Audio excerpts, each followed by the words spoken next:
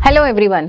Trends, जैसे कि हमें पता है किसी भी चीज़ का लंबे समय तक फेमस होना, लोगों द्वारा उसे यूज़ किया जाना, चाहे वो कोई फैशन हो, कपड़े हो, म्यूजिक हो, गाड़ी हो, लाइफस्टाइल हो या कुछ भी, जो काफ़ी लंबे टाइम तक फेमस रहे, पॉपुलर रहे, उसे हम ट्रेंड कहते हैं। इसी तरीके से स्टॉक मार्केट में भी कुछ ट्रेंड्स होते हैं, तो जानते हैं कि वो ट्रेंड्स क्या होते हैं और उन्हें आप कैसे यूज़ कर सकते हैं अपनी इन्वेस्टिंग में और ट्रेडिंग में।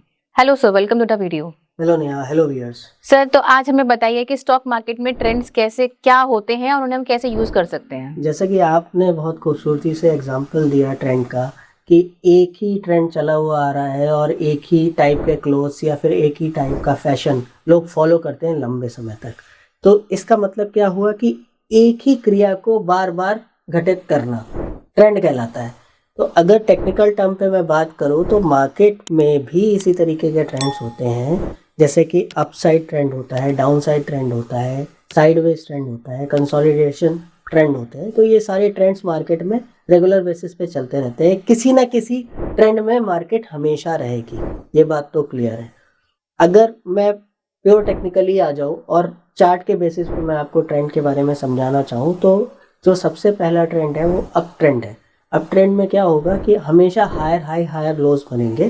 फॉर एग्जांपल कि अगर किसी स्टॉक में लो 100 रुपये का लगा है और 110 रुपये का हाई लगा है, तो अगली बार जैसे ही वो 110 रुपये से नीचे आएगा तो वो 105 रुपये के आसपास कहीं पे लो बनाएगा और उसके बाद में 115-20 रुपये का हाई बनाएगा। तो इस तरीके से पहला लो 100 रुपये लगा, फिर दूसरा 105 लगा, इसी तरीके से तीसरा जो लो लगेगा वो 110 लगेगा। तो अप ट्रेंड की परिभाषा यही है कि हमेशा हायर हाई हायर लोस बनते रहेंगे। मतलब अपना पिछला लो वो नहीं काटेगा, अपना पिछला लो नहीं काटेगा और अपना नया हाई काटता रहे। बिल्कुल। इसी तरीके से डाउन ट्रेंड में इसका अपोजिट होता है, लोअर हाई और लोअर लोज बनते हैं। या अगर पहले 100 रुपये का हाई बना है और 90 रुपये का लो बना है, तो अब कहीं जो दूसरा हाई बनेगा वो 100 रुपये से नीचे 95 रुपये 98 रुपये पे कहीं पे बनेगा और उसके बाद में जो उसका लो है वो 90 रुपये से के नीचे 85 रुपये या 80 रुपये पे बन सकता है। इसी कंटिन्यूएशन में अगर मार्केट चलती चली जाती है तो उसे डाउन ट्रेंड कहते हैं। जैसे कि अभी तक 27 सितंबर से 5 मार्च तक अगर आप देखेंगे मार्केट को, तो उसने लोअर हाई लोअर लोज ही बनाए हैं और इसी वजह से इस मार्केट को हम डाउन ट्रेंड मार्केट कह रहे हैं, डाउन मार्केट। तो ये दो ट्रेंड्स तो बहुत इजी हैं जज करना। कंसोलिडेशन फेज और साइडवेज जो ट्रेंड होते हैं उनके बारे में डिस्कस करेंगे। तो सबसे पहले साइडवेज बताना चाहूँगा। साइडवेज ट्रेंड वो ट्रेंड्स होते हैं जहाँ पे मार्केट कुछ भी नहीं करती है, एक ब्लॉक में घूमती है या एक ब्रैकेट में घूमती है। ब्रैकेट का मतलब क्या हुआ कि हमने एक अपर लेवल ले लिया, एक लोअर लेवल ले लिया, बस उसी के बीच में मार्केट ट्रेड कर रही है। मान लीजिए कोई स्टॉक है जो कि 100 और 120 की उसकी रेंज हो गई, 100 रुपये उसका लो हो गया और 120 रुपये उसका हाई हो गया। अब वो हमेशा बार बार कई बार 120 रुपये के हाई से वापस नीचे आ जाएगा और 100 रुपये से वापस ऊपर चला जाएगा और उसी दायरे में घूमता रहेगा। उसे हम कहेंगे साइडवेज मार्केट, साइडवेज ट्रेंड। और चौथा, कंसोलिडेशन या कंटिन्यूएशन ट्रेंड को हम कैसे जज करेंगे कि जैसे ही मार्केट में कोई भी ट्रेंड आता है उसके अगेंस्ट में जो बीच में एक फेज आता है जहाँ पे करेक्शन आती है। जैसे कि मैंने अप ट्रेंड में भी बताया कि 100 रुपये उसका लो था और 110 रुपये उसका हाई था। तो अब वो क्या करेगा कि 105 रुपये तक आएगा, 105 रुपये तक आया और उसके बाद में फिर वो ऊपर की तरफ भागा।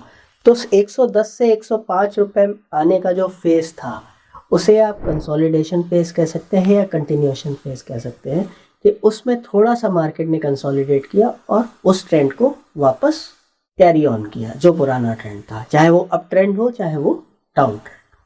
तो ये बेसिकली 4 तरीके के ट्रेंड्स होते हैं, इन्हीं में मार्केट चलती है, इसी दायरे में मार्केट चलती है। अब ये फेजेस इसमें लंबे हो सकते हैं। अगर मैं ओवरऑल फेजेस की बात करूं तो कोविड से पहले का जो मेरा एक्सपीरियंस रहा है उसमें एक ट्रेंड मैक्सिमम 13 महीने तक चलता था। अभी ये कहना मुश्किल है क्योंकि बहुत सारे डायनामिक्स मार्केट में चेंज हुए हैं। तो अब किस करवट ऊँट बैठेगा ये बताना थोड़ा सा मुश्किल। तो सर, इसको हम जितनी भी ट्रेंड आपने बताए, इनको हम अपनी इन्वेस्टिंग में और ट्रेडिंग में कैसे यूज कर सकते हैं सर? देखिए, इन्वेस्टिंग में बहुत ज़्यादा यूसेज नहीं है। इन्वेस्टिंग में आप जब भी डाउन ट्रेंड आता है तो आप पैसा डाल के आपको बैठ जाना है, क्योंकि इन्वेस्टिंग में देखो आप रोज़ रोज़ भाव देखने नहीं जाओगे और रोज़ रोज़ आप उसमें ट्रेड नहीं करोगे। आपको तो आज लेना है और उसके बाद में लंबे समय के बाद में ही उसे बेचना है।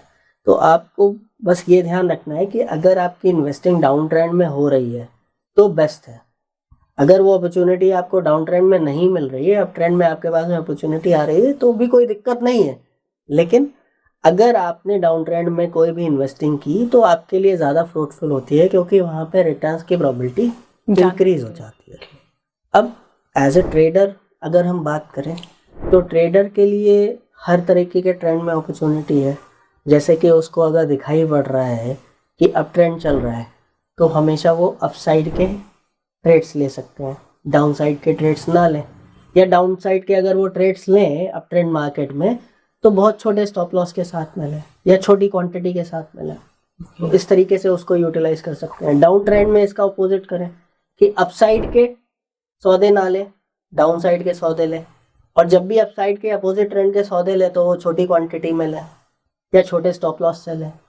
साइडवेज में भी बेनिफिशियल हो सकता है ट्रेडर को, क्योंकि जब उसे पता है कि एक रेंज में ही स्टॉक घूम रहा है, उसके लिए काम आसान हो जाएगा कि 120 के आसपास आए तो वो 122-23 का स्टॉप लॉस लगा के बेचे और 100 रुपये का टारगेट रखे, और अगर 100 के आसपास आए तो वो 95 रुपये 98 रुपये का स्टॉप लॉस लेके वहाँ से बाई करे 120 का टारगेट रखे।